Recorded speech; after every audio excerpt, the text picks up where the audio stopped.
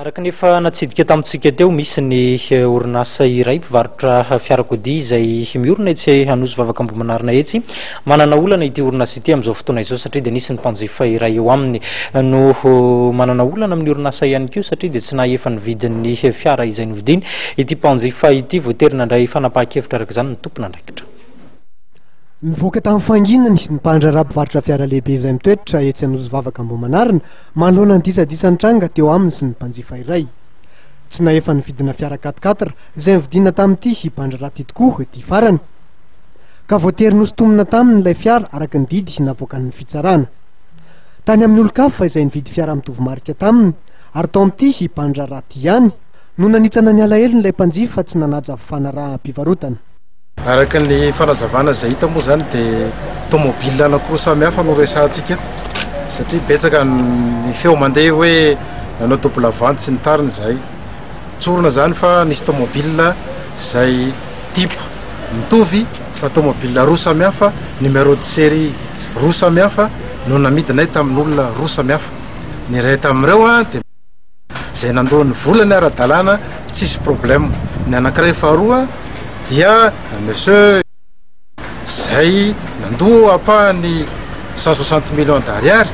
nataony cash fa ny ambiny dia nalohan'ny traity zay ny traity ny anaky dimy tamin'ireo dia tsisy voaloha avokoa valeurna 83 millions d'ariary eo arak'izany dia ohatran'ny orinasa rehetra dia tsy maintsy natao ny sommation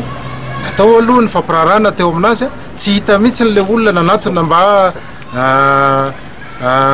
nisy ny fampirarana fa nitsoko io olona io dia voatery zay nanao sommation de payer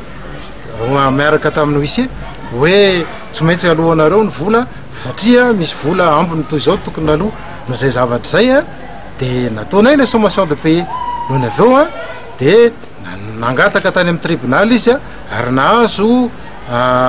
grâce délai de grâce 3 mois nafahany nandoany zay zavatra zay nanomboka tamin'ny 17 févroary ka hatramin'ny 17 mai teo zao ary hatramin'izao dia 20 millions d'ariary ihany nalohany tamin'izay 83 millions d'ariary zay zay zavatra zay lotsika be tsy maintsy nandray mesure izahay nanao saisie conservatoire an'izany fiara izany ary dia ny tribunal dia nanendry anay ho gardien ny fiara io hatramin'ny parfait paiement ny totalité rehetrarehetra.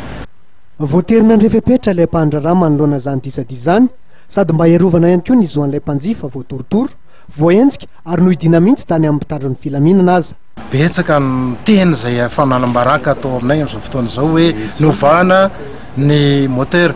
ozy monsieur Ramilson Guillaume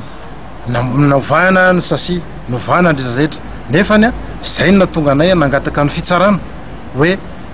atreo zay andefaso expert avy any aminareo zay mba nazavany ity resaka ity ialana nyzany fanalam-baraka rehetra zay misy zay. Fanendrikendrehana tsy mitombina fanalam-baraka ary fanitsakitsahana zo amin'ny maha mpanjifa io no nilazan'ilay mpandrara mpivarotra fiara ny zava-misy.